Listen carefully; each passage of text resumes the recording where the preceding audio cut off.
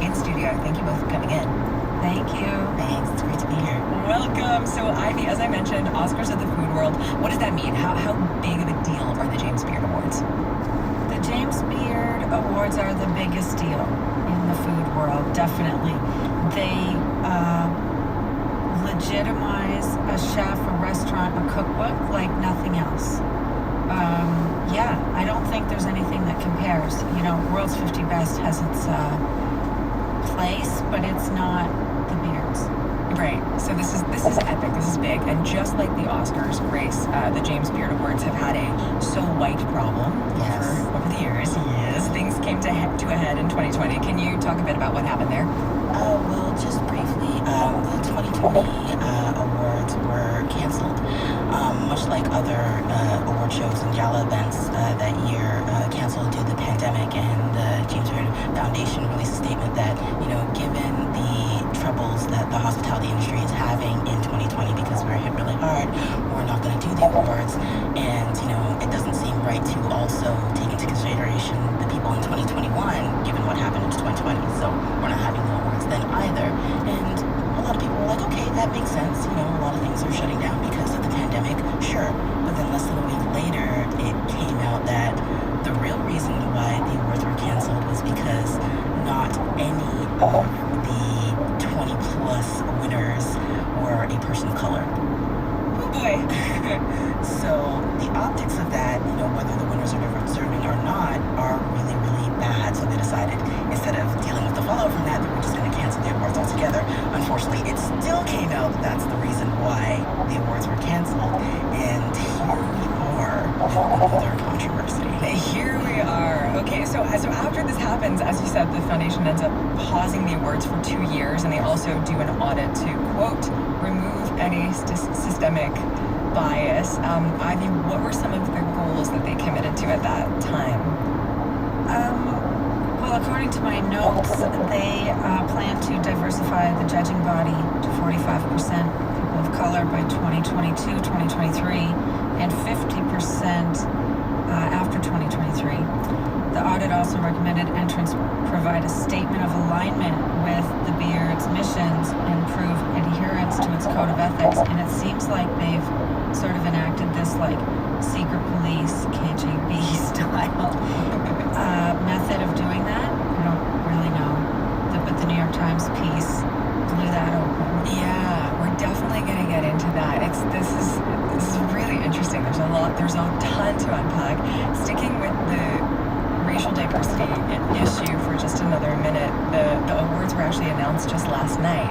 And the list of winners is made up of people from more diverse racial backgrounds than in past years. A lot of them use their acceptance speeches to reflect on what that means in the context of the food world. So let's have a listen. Where to start? In 1492, Christopher Columbus. We have the grace of the pandemic to allow us to see what things need to change in our industry. Having diverse and mixed gender teams is not just equitable, but effective. Who here, by just show of hands, have taken over their family or their parents' restaurant? Give it up for these guys. Give it up for these guys. There's a lot of intergenerational pain there. And we're trying to heal it one dish at a time here, guys. You know, first of all, thank you. I'm just kidding. All the gatekeepers who upheld the industry standard and did their bidding for systemic racism by telling me and others like me there was no market for my book or room in the industry for me, or they couldn't represent me or publicly be affiliated with me. Thank you. Okay, that was Chef Gregory Cortez, Chef Justin Pichirangzi, and cookbook author Iliana Maisonnet. New James Beard Award winners. Grace, you had a particular reaction when we heard taken over a family restaurant, like that you just had a look on your face that was... There are a lot of people, a lot of cooks that especially come from immigrant families, and their mother, their father, their parents, their family, they come to, you know, Canada or the United States, and they start a restaurant as a family business. And then, you know, when the kid grows up, they may not necessarily want to go into cooking, but but they end up coming back to help out in the family business. And it happens again and again and again. And that's how we get some of, the best and most authentic restaurants. And I'm just so glad that that's still happening, and we're bringing these, cuisines, these ethnic cuisines, and we're bringing them forward into the future. And family restaurants and family businesses are just so important. So I'm happy to see a person who comes from that getting this award. Yeah, and massively skilled. When somebody has like a deep and inherited history of making food that has been passed down from generations. Exactly. Like, you can't learn that. You can't learn that in a school. You can go to all the French cooking schools in the world that you want, but it really does come from experience. Yes. Yeah, it's beautiful. So what else does hearing all those speeches make you think of in terms of what we're talking about, and sort of opening up the frame to celebrate people who deserve to be celebrated? I love that now we are focusing on the diversity. It's not just, French cuisine that's highlighted. It's not just, your American standards that are highlighted. And yes, the American cuisine is still a very big part of the James Beard, but we're getting, Southern cuisine highlighted, Indigenous cuisine highlighted. We're getting more Asian cuisines highlighted, and that is just great. Like, to see, as, a person whose parents immigrated to Canada, just see other cultures celebrated. Representation matters. Mm-hmm. Mm-hmm. Amen. Ivy, any winners from last night that you want to highlight? Can I talk about some of my favorite nominees? Oh, sure. Go for it. Let's hear about a couple of them. Yeah. Raina and Sugar were there from Dallas. They own Sandwich Hag, and I was so happy to see them there. Amanda Cohen, who is a Toronto girl, Canadian, who is owning it at Dark Candy in New York City. I was so happy to see her nominated. And Shayna Lowe-Benian from Cafe Mutton in Hudson Valley. So those are all the nominees that I had left my money with the bookies on. But also on Saturday night, seeing Eliana win. She was the last person who spoke in the clip. The author, cookbook author, yeah? Yes. Yeah. So to see her win and to know her story, that in 2017 she was given a column with the San Francisco Chronicle. She was the first Puerto Rican columnist in American history. Despite having that platform, she could not find a publisher or an agent for her book for 6 years. Wow. And she finally did. She finally, because of 2020 and what Grace was talking about, a lot of things changed in 2020. She finally got a publisher, and there she is winning the award for her cookbook at the Beards, and that was incredible. Yeah, it's a big year for Puerto Ricans at the James Beards. We also had the chef from Puerto Rico, actually won Best Chef South. Natalia Vallejo won Best Chef South, and she's Puerto Rican and highlighting Puerto Rican cuisine, so I'm really glad for them as well. Mm-hmm. Love it. If you're just tuning in, I'm Talia Schlanger, sitting in for Elamin Abdul Mahmoud. You are listening to Commotion. We have Ivy Knight and Grace Onasanya here to talk about last night's James Beard Awards. So let's get into it. Grace, we've talked about some of the troubles that the James Beard Awards have had over the years. The most recent drama, as we've been alluding to, is about this anonymous tip line that was reported by the New York Times. It was set up to investigate and potentially disqualify problematic nominees. The Times spoke with Sam Ford. This is a chef who runs a pop-up in Texas. Yeah. She was a finalist for Best Chef Southeast, and then one day she finds herself on a Zoom call, and she's being confronted by private investigators from the James Beard Foundation. What happened there, Grace? Well, from what I've read and seen online, this great article in the Times about Sam Ford and Tuk Tuk Kitchen, she was, confronted on this Zoom call by investigators in regards to ethics violations, because as we said earlier, now finalists and nominees have to sign something that said they adhere to the James Beard Association Code of Ethics. So she found herself on this Zoom call defending herself from these accusations of harassment and bullying. And it turns out, from what I've read, that the social media post that they're referring to as harassment and bullying was her standing up against domestic violence, which, again, doesn't really track for me. I would think standing against domestic violence would be a good thing, not harassment or bullying, but, what do I know? And there were some public and private kind of vague posts that didn't really mention anyone by name that were also considered harassment and bullying.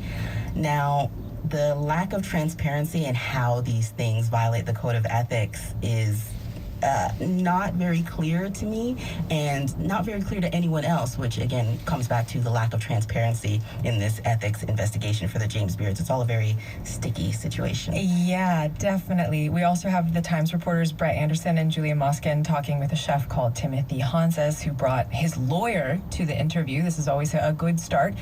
Timothy was nominated for Best Chef South, but was disqualified for accusations of yelling at customers and employees. That being said, his name was announced last night along with other nominees. Ivy, what's going on there? I don't know. I feel like they want to have their cake and eat it too. That's a good one. You know, like with Sam and also with Timothy, it feels like they wanted the representation on the list, but I believe they said if they were disqualified, that even if they won by votes, the award would go to the second place winner. Something like that. But they would still get to have the name, the diversity possibly that the name represented without actually giving the award. It just seems like insert swear word. It doesn't seem trustworthy. And here's the thing, if you want to find out what chefs are up to and if they're somebody you shouldn't be awarding, you know, like maybe don't give Mario Batali 5 James Beard Awards. Maybe don't give David Chang or Dan Barber or John Besh so many James Beard Awards. Maybe diversify a bit. But also, if you want to know if they're bad, talk to their staff. It's really simple. Talk to their staff. Present, future, present, and past. Yeah, Grace, what do you think about that as a line cook? That is very apt. Like, one of the things with Sam Four that she discussed, like, she didn't know, like, the accusations against her were anonymous. So there was no way to defend herself against the detractors. And how do you know that this isn't some person with malicious intent, some cook that wanted to work at your restaurant that you didn't hire for whatever reason, some, partner that wants to get back at you for some reason and demolish your career? Yeah. There's no way of knowing because it's completely anonymous. We are running out of time here, and this is so interesting. I just want to know quickly from you both, do the James Beard Awards need to reform to stay relevant, or is it too late? Just like in 30 seconds. Ivy, maybe you first. I think that it's great that the James Beard Awards are actually doing something. It's better than the World's 50 Best, who continue to be man for man organization until the end of time. So they're trying to do something. I mean, do better, but it's a good start. Grace? They're definitely taking steps, I believe. It would be nice if they could get through a couple of years without having another controversy, because as it stands, there's, one after another, and that does not bode well for the award itself as an institution. Fair enough. Thank you both for such an interesting conversation. Really appreciate it. Thank you. Yeah, Grace Onasanya is a line cook at Quetzal in Toronto. Did I say that right, Quetzal? Yes. Okay, cool. And Ivy Knight is a food journalist who has written for The New Yorker, New York Times, Rolling Stone, and many other publications. Thanks.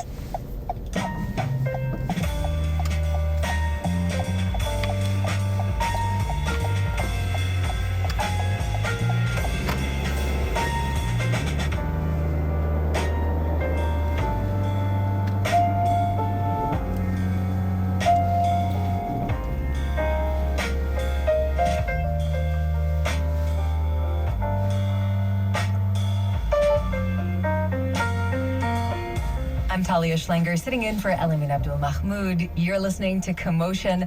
I love theater. I used to work in theater, seen a whole lot of it. And I gotta say, I've never heard of anything quite like a new show called No Save Points. You've got the performer Sebastian Heinz standing up on stage.